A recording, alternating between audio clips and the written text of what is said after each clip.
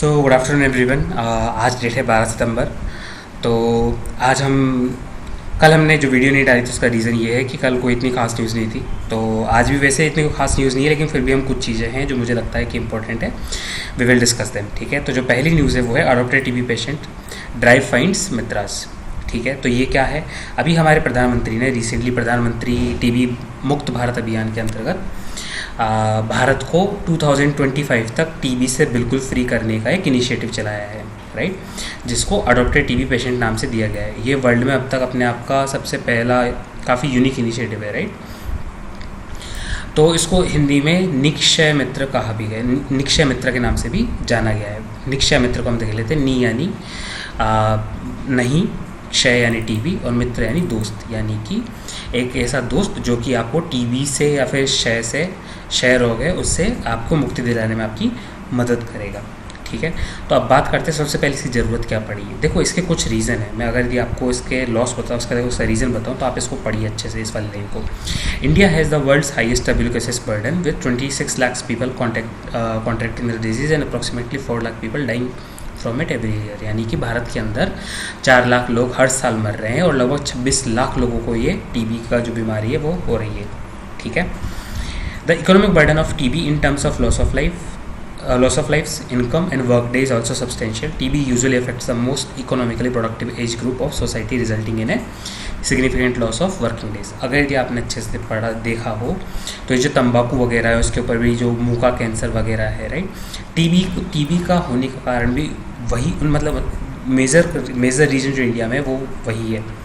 और आप देखोगे जो तंबाकू वगैरह हैं, राइट, सिगरेट हो गई, बीड़ी हो गई, इनका जो यूज़ करते हैं मोस्टली वो यंग जनरेशन है या जो फिर यंग पॉपुलेशन है जो अभी भी काम करती है, राइट। तो ये कारण है कि भारत टीबी से मुक्त इसलिए होना चाहता है ताकि हमारे जो वर्क फोर्स है या फिर उनकी जो कमी की वजह से जो भारत को जो नुकसान हो रहा है जीडीपी वगैरह में सभी तरफ से, उसको मिनिमाइज़ किया जा सके। इवन गवर्नमेंट भी जो फ्री में उनको ट्रीटमेंट देती है वो भी एक फाइनेंशियल बर्डन है, राइट।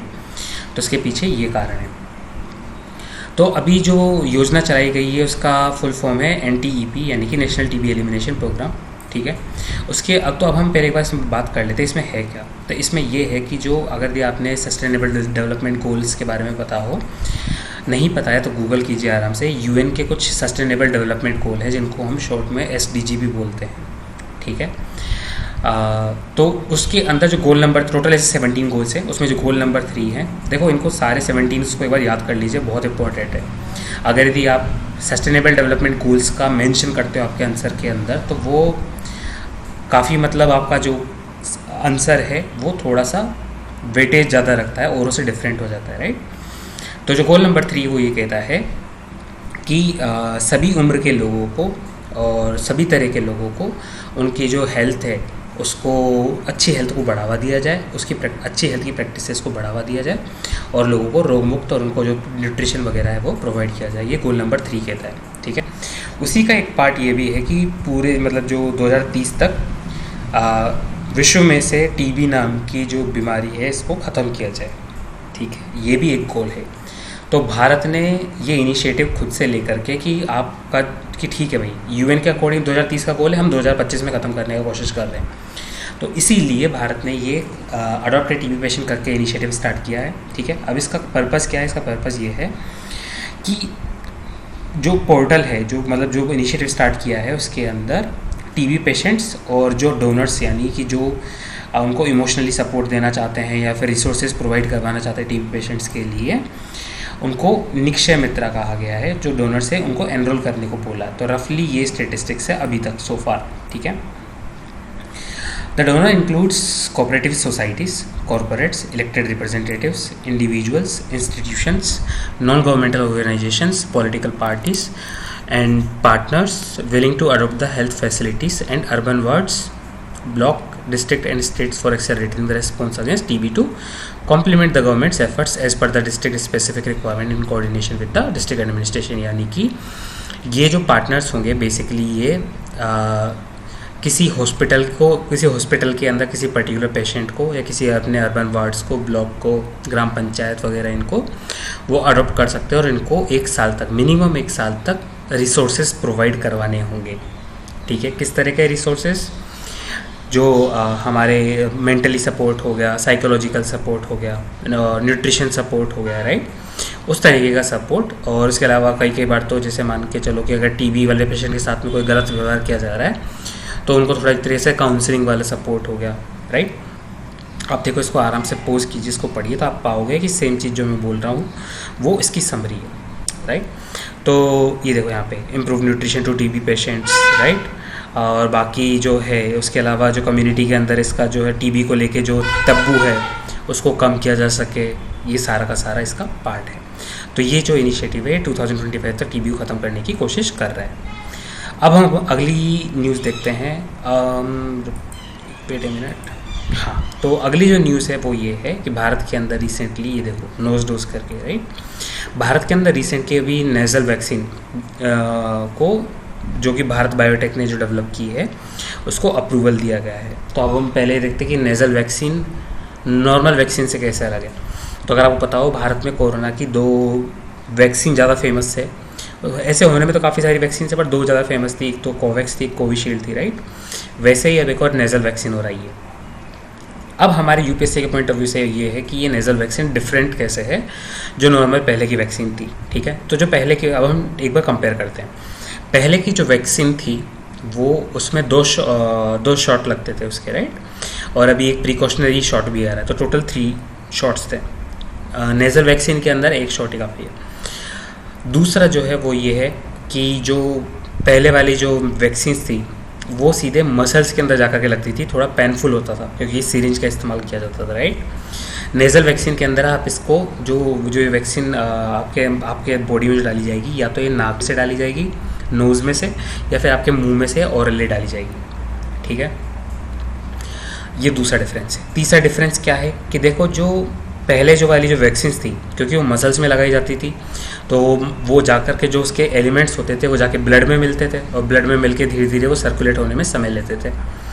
लेकिन जब वो मिलने में जो समय लगता है उसके, देखो जो कोरोना आता है वो हवा में से आता है, राइट, यानी आप जब सांस लेते हो या फिर किसी इन्फेक्टेड पर्सन के पास बैठते हो तो उसकी जो उसने एक्सेल किया, यानी जो उसने हवा अपने मुंह में से जो निकाली है, उसको यदि आप वापस से ले लेते हो तो आपको भी कोरोना होता है, ऐसे होता है, इसलिए मास्क लगाए गए थे, राइट। तो यानी कि जब आपकी वैक्सीन लगी थी, इस दौरान भी आपके अंदर कोरोना का वायरस जा सकता है। वैक्सीन क्या करती है बेसिकली, वो वाली वैक्सीन पहले वाली, कि वो धीरे धीरे हमारी एंटीबॉडीज़ को सिखाती है। मरे हुए कोरोना की जो आप ये कह सकते हो, जो मरे हुए कोरोना का जो अंदर वायरस भेजा जाता था, तो हमारी एंटीबॉडीज़ उसको देख के सीखती थी कि अगली बार जब ये आएगा तो हमको फाइट कैसे करना है, राइट। नेज़ल वैक्सीन के अंदर क्या है, क्योंकि ये सीधे नाक और मुंह में लगाई गई है, तो आपका जो इन्फेक्शन है, जैसे आपको वैक्सीन लगी, नेज़ल वैक्सीन का आपने यूज़ किया है, आपको लगी नेज़ल वैक्सीन, आपको जो हाथों हाथ, या फिर कह सकते हो जैसे लगते ही आपको कोरोना का अगर वायरस आएगा तो वहीं का वहीं रुक जाएगा। पहले वाली वैक्सीन में क्या था कि उसको डेवलप होने में समय लेता है, रेस्पॉन्स ले जो उसके खिलाफ एंटीबॉडीज़ बनाने में उसको जो समय लगता था, वो इसके अंदर नहीं है, यानी कि ज़्यादा इफेक्टिव है, जल्दी इफेक्टिव है, राइट। उसके अलावा एक और जो डिफरेंस है वो ये है कि जो नेज़ल वैक्सीन है, क्योंकि अब इसके अंदर जो समय कम लग रहा है, एज कि लाइक जो काफ़ी जल्दी इफेक्टिव है।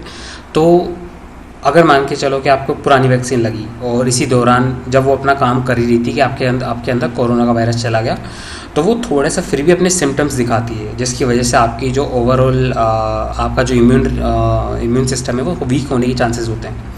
अगर आपने देखा हो, कई हो गया ऐसा था कि वैक्सीन लगते बुखार चढ़ गया, साथ में पैरासीटामोल भी दे रहे थे, राइट। तो उसमें इम्यून सिस्टम थोड़ा सा वीक होता है क्योंकि वो फाइट कर रहा होता है उसके अगेंस्ट, राइट। नेज़ल वैक्सीन के अंदर ऐसा कुछ भी केस नहीं है कि इम्यून सिस्टम वीक वगैरह होता है, ऐसा कुछ भी नहीं है, ये एडवांटेज है। तो जो नेज़ल वैक्सीन है ओवरऑल, तो ये टोटल 4-5 पॉइंट थे जो भी हमने डिस्कस किए। तो ओवरऑल पॉइंट ये है कि जो नेज़ल वैक्सीन है वो ज़्यादा उसकी टेक्नोलॉजी ज़्यादा बेटर है, और उसके अलावा ये जल्दी काम कर रही है बिना कोई पेन के, राइट, एंड इट्स इफेक्टिव। तो अभी हम ये देखते हैं कि जो नेज़ल वैक्सीन है ये भारत बायोटेक ने जो बनाई है, ये किसके साथ बनाई है, इसको बनाई है यूनिवर्सिटी ऑफ वाशिंगटन के साथ में, ठीक है। अब मैं चाहता हूँ कि अगर यदि आपको फिर भी अगर कोई डिटेल चाहिए तो आप इस स्क्रीन को पॉज कीजिए, आराम से इसको पढ़िए, ठीक है। तब तक हम अगली न्यूज़ पे चलते हैं। तो अगली जो न्यूज़ है, देखो हम ये वैसे पहले भी डिस्कस कर चुके हैं, लेकिन ये इतना कोई ख़ास नहीं है। इसमें बेसिकली मैं आपको एक बात मोटा मोटा बता देता हूँ कि जो अभी जो रिसेंटली हमारे जो सुप्रीम कोर्ट है उसकी एक बेंच थी जिसको लीड किया था हमारे CJI mister you Lalit ji ने। तो उसके अंदर जो उन्होंने अभी रिसेंटली एक जर्नलिस्ट सिद्दीकी कप्पन करके इसको पिछले 18 से 20 महीने के लिए गिरफ्तार करके रखा गया था UAP एक्ट के अंदर। UAP एक्ट क्या है? Unlawful activities prevention act. तो इसको बेसिकली डिटेन किया गया था प्रिवेंशन डिटेंशन के अंतर्गत, राइट। अगर आपको बताओ आर्टिकल 22 हमने जो पहले भी डिस्कस कर चुके हैं वो प्रिवेंशन डिटेंशन को हैंडल करता है, ठीक है। तो आप एक बार आर्टिकल 22 पढ़ लीजिए, उसके 6 या 7 पार्ट है टोटल, उसमें से स्टार्टिंग के 4 पार्ट काम किए हैं प्रिवेंशन डिटेंशन को लेकर, ठीक है।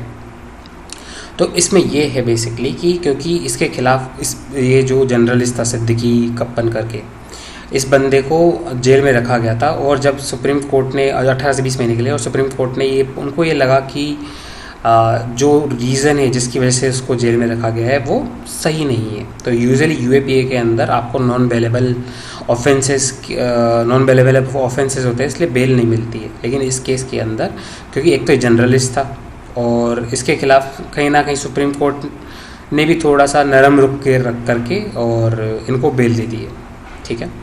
तो इसलिए इतनी कोई खास काम की नहीं। पर बाकी ये अपने UPSC पॉइंट ऑफ व्यू से आपको एक तो UAPA के बारे में पता होना चाहिए और एक आर्टिकल 22 जो इसको हैंडल करता है वो पता होना चाहिए, ठीक है। तो इसको हम बंद कर देते हैं। अगला जो न्यूज़ ये इतना कोई ख़ास नहीं है, ये इसको हम डिस्कस करेंगे। रुको एक सेकेंड, ये हमने डिस्कस कर ही लिया। और ये हाँ, we need civil society engagement in Kashmir. तो इसके अंदर जो ये जो लेखिका हैं, देखो ये वही पुराना, ये काफ़ी लंबा, आपको ये इशू पता ही होगा जो कश्मीरी पंडितों को जो घाटी में से उनको जो प्रताड़ित करके निकाला गया था, आपको उसका इशू पता होगा, राइट। तो इसका ये जो लेखिका है वो ये कहती है कि हमारे जो दोनों कम्युनिटी है, मुस्लिम कम्युनिटी और जो कश्मीरी पंडित कम्युनिटी है, अभी आप देखो वापस से जब गवर्नमेंट ने वापस कोशिश किया था कि कश्मीरी पंडितों को वापस से कश्मीर में लाया जाए, तो कैसे उनकी टारगेटेड किलिंग हो रही है, यानी उनको चुन चुन के मारा जा रहा है, राइट। तो लेखिका ये कहती है कि उसका एक कारण ये भी है कि कहीं ना कहीं लोकली सपोर्ट मिल रहा है किनको, जो मिलिटेंट्स हैं उनको, जो उनको मार रहे हैं, ठीक है। तो अगर यदि हम सिविल सोसाइटी का यूज़ करें जिसका काम ये होगा कि वो दोनों कम्युनिटी के बीच में भाईचारे का और सौहार्द का भाव फैलाए, तो उस केस में होगा ये कि जो एक तो लोगों के बीच में सौहार्द का भाव होगा, एक दूसरे के प्रति भाईचारा बढ़ेगा, और साथ ही साथ में जो मिलिटेंट से रिलेटेड जो इन्फॉर्मेशन है वो ईज़िली मिल जाएगी गवर्नमेंट जो पुलिस को या फिर आर्मी के लोगों को, और उनको इजीली एलिमिनेट किया जा सकेगा। तो यहाँ पे इन्होंने जो सिविल सोसाइटी है उसकी जो यूज़ है उसके बारे में उस पर थोड़ा सा जोड़ दिया कि हमको क्यों करना चाहिए। बेसिकली ये मेन पॉइंट है, बाकी तो और कोई सब खास नहीं है इसके अंदर। इन्होंने बस ये बताया है कि उनका जो है थोड़ा सा सौहार्द का भाव बढ़ाया जाए, जो कि मेरे को लगता नहीं है कि कश्मीर में कभी काम भी करेगा, पर फिर भी ठीक है, इन्होंने एग्जांपल दिया है, but I don't think it will ever work in Kashmir. हाँ, अगली जो न्यूज़ है वो है behind the Pakistan F-16 deal a tale of many wheels. ये IR से रिलेटेड है, UPSC में देखा जाता है, कोई खास इंपॉर्टेंट नहीं है, पर बस ये है कि जो F-16 को जो US ने जो $450 मिलियन का जो पैकेज है जो कि F-16 को अपडेट करने को लेकर के है। तो पहले तो देखते हैं कि है क्या न्यूज़ ये है कि US ने रिसेंटली अभी $450 मिलियन का एक पैकेज रिलीज़ किया है। किसके लिए? पाकिस्तान के लिए। और उस पैकेज में क्या है? उस पैकेज के अंदर ये है कि जो पहले US ने जो पाकिस्तान को F-16 जो सेल किए थे उसको वो अपडेट करेगा, ठीक है, सॉफ्टवेयर वगैरह अपग्रेड करेगा, उसके रडार अपग्रेड करेगा। इसके पीछे US ने क्या रीज़न बताया? US ने ये रीज़न बताया कि ये ताकि एंटी टेरर जो ऑपरेशन है उसमें यूज़ कर सकेगा पाकिस्तान। अब ये देखा जाए तो थोड़ी सी हिपोक्रेसी है। हिपोक्रेसी इसलिए कि जो खुद आतंकवादी हैं आप उन्हीं को हथियार दे रहे हो कि वो अपने घर में आतंकवादियों को मार सके, तो ये तो प्योर हिपोक्रेसी है अगर यदि हम इंडियन पॉइंट ऑफ व्यू से देखें तो, राइट। क्योंकि जो आतंकवादी सेल्स हैं वो कहीं ना कहीं पाकिस्तान आर्मी की हेल्प लेते हैं हमेशा, ऐसा होता ही नहीं कि बिना पाकिस्तान आर्मी के सब हो। तो अगर हम इंडियन पॉइंट ऑफ व्यू से देखें तो इनका जो इंडियंस का जो पॉइंट ऑफ व्यू है वो ये है कि अगर यदि आप चाहते हो, मतलब अगर US चाहता है कि पाकिस्तान एंटी टेरर में इनको यूज़ करे, तो उसके लिए F-16 को अपडेट मत करो, पाकिस्तान की आर्मी को बोलो कि अपने टेरर कैंप्स को ख़त्म करें। वो ईजिली कर सकते हैं, ठीक है। लेकिन जो यूएस का पॉइंट ऑफ व्यू है, ये तो हो गया इंडियन पॉइंट ऑफ व्यू। अब यूएस का पॉइंट ऑफ व्यू क्या है? यूएस का पॉइंट ऑफ व्यू ये है कि वो चाहते हैं कि ये जो F-16 है इसका इस्तेमाल अफ़गानिस्तान पाकिस्तान बॉर्डर पे इस्तेमाल कर सके, ताकि जो, अगर आपको पता हो, अभी भी अफ़गानिस्तान के अंदर थोड़ा बहुत एरिया, मतलब जो थोड़ा बहुत अभी भी वहाँ पे यूएस के ऑफिशियल्स हैं, और जो अफ़गानिस्तान के अंदर अभी जैसे आपको पता हो रिसेंटली एक अभी अलकायदा का एक बंदा मारा गया था, राइट। तो उसके अंदर इन F-16 का यूज़ किया जा सके। बट वी दो कि पाकिस्तान कितना दूध का धुला है, राइट। तो इसमें बस ये उसी के पॉइंट को डिस्कस किया गया है कि यूएस क्यों ऐसा कर रहा है। तो यूएस चाहता है कि अफ़गानिस्तान पाकिस्तान के बॉर्डर पर शांति बनाए रखे, और अफ़गानिस्तान के अंदर बेसिकली यूएस को हमेशा एक अपर हैंड रहे। इसके अलावा और कोई रीज़न नहीं है इसको करने का। भारत को क्या नुकसान है? अगर यदि पाकिस्तान का कोई भी एयरक्राफ्ट अपडेट होता है तो भारत के लिए सीधे सीधे नुकसान है। ये इतने दूध के धुले नहीं है कि सिर्फ इसका इस्तेमाल हमेशा अफ़गानिस्तान में करेंगे, ठीक है। तो ये है इंटरनेशनल रिलेशन से रिलेटेड एक न्यूज़। तो भारत ने इसको लेकर क्रिटिसाइज़ भी किया है, लेकिन अभी ऑफिशियल ऐसा कोई स्टेटमेंट आया नहीं है। ये वाला जो न्यूज़ है, इंडिया बांग्लादेश टाइज है मॉडल फॉर बायलैटरल कोऑपरेशन, ये मैं बताऊँ आपको। बेसिकली ये है कि शेख हसीना जी बस खुद की अपनी कुर्सी बचाने के लिए भारत के पास बहुत सारी मांगे लेकर के आई है। बदले में बांग्लादेश भारत को क्या देता है? ये देता है कि आप चिंता मत करो, हम आतंकवाद नहीं फैलेंगे। इसके अलावा बांग्लादेश भारत को कुछ भी नहीं देता, लिटरली कुछ भी नहीं देता। बस भारत बांग्लादेश की इसलिए मदद कर देता है ताकि हमको एक और फ्रंट पे युद्ध नहीं करना पड़े। खैर जो भी, तो बस ये इसी में यही और कुछ भी नहीं है। इसके अंदर 3-4 डिमांड थी, आप पढ़ लेना इसको एक बार पॉज करके। मैं आपको एक बार पूरा दिखा देता हूँ, आप इसको पॉज कीजिए और पढ़िए आराम से। बाकी आप पाओगे कि हिपोक्रेसी हमारे वर्ल्ड में किस तरह से फैली हुई है।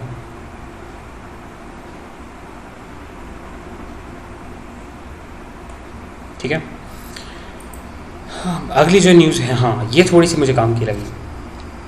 तो अभी चिले के अंदर, अगर हमने पहले वाले जो करंट अफेयर्स के अंदर भी इसको इंक्लूड किया था, वो ये था कि चिले के अंदर अभी जो कि साउथ अमेरिका के अंदर है, साउथ अमेरिका सेंट्रल अमेरिका के पास में, तो वहाँ पर एक नया कॉन्स्टिट्यूशन के लिए वोटिंग हुई थी।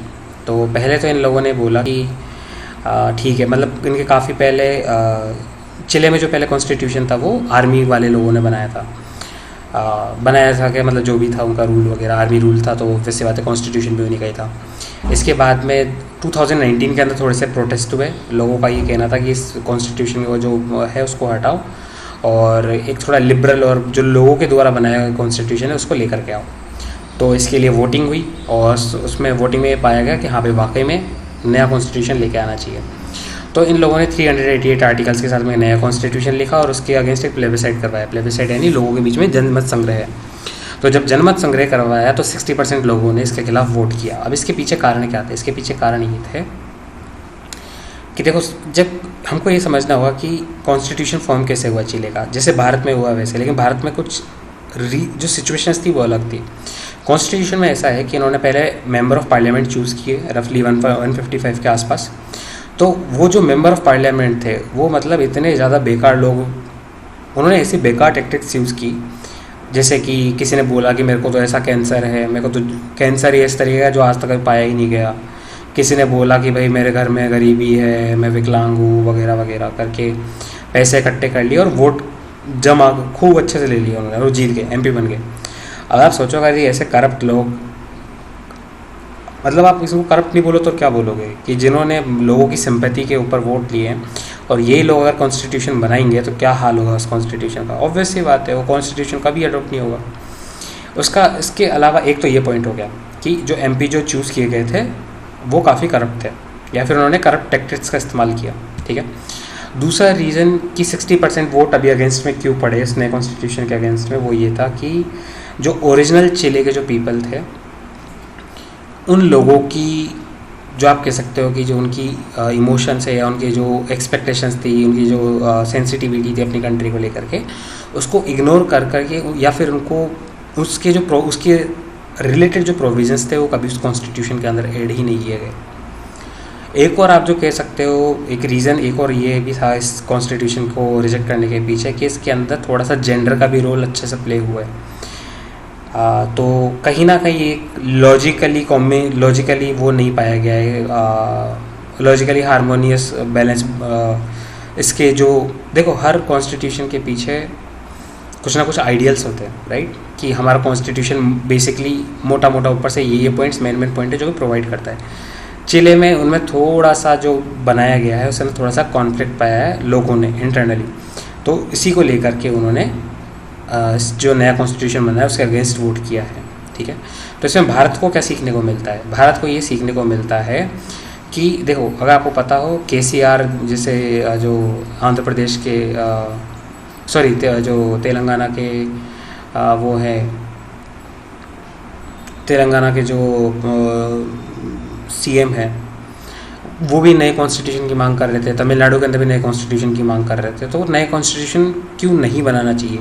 हमको एक तो ये लर्न करना होगा चिले वाले एग्जांपल से कि जब चिले के अंदर जो फेल हो गया उसके पीछे क्या रीज़न थे, और कहीं ना कहीं भारत के अंदर भी ये हो सकता है। इसलिए हमको एक तो नया कॉन्स्टिट्यूशन बनाने से कम इन फैक्टरों को साइड में मतलब कंसिडर करना चाहिए कि हमको क्यों नहीं बनाना चाहिए। दूसरा, जब इन्होंने MP चूज़ किए थे उन्होंने क्या क्या टैक्टिक्स को यूज़ किया, तो इससे भी हमको लर्न करके कहीं ना कहीं हमारा जो रिप्रेजेंटेटिव ऑफ पीपल एक्ट है, RP एक्ट 1951, उसके अंदर अमेंडमेंट करना चाहिए। और या फिर आप जैसा आपको पता हो कि जो इलेक्शन कमीशन है वो भी जो चूज़ किए गए जो MP MLA हैं उनको कई बार उनकी जो सदस्यता है उसको भी स्थगित कर देता है, क्योंकि उन्होंने they used wrong things, right.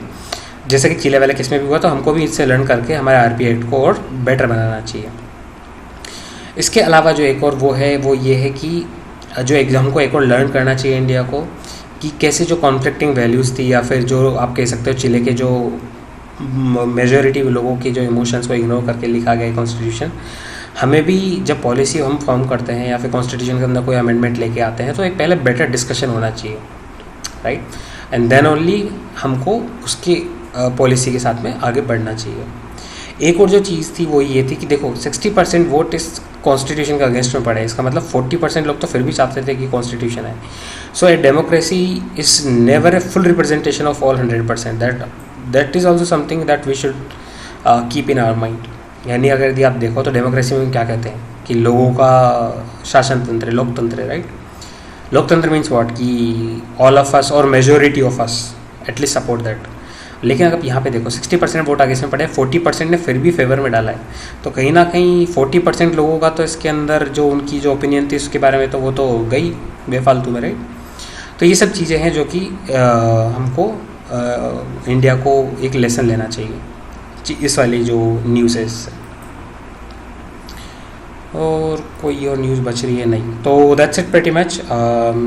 Have a great day ahead. Let me know if there is any feedback, and please do not like to forget and subscribe. Thank you very much for your time. Bye bye, take care.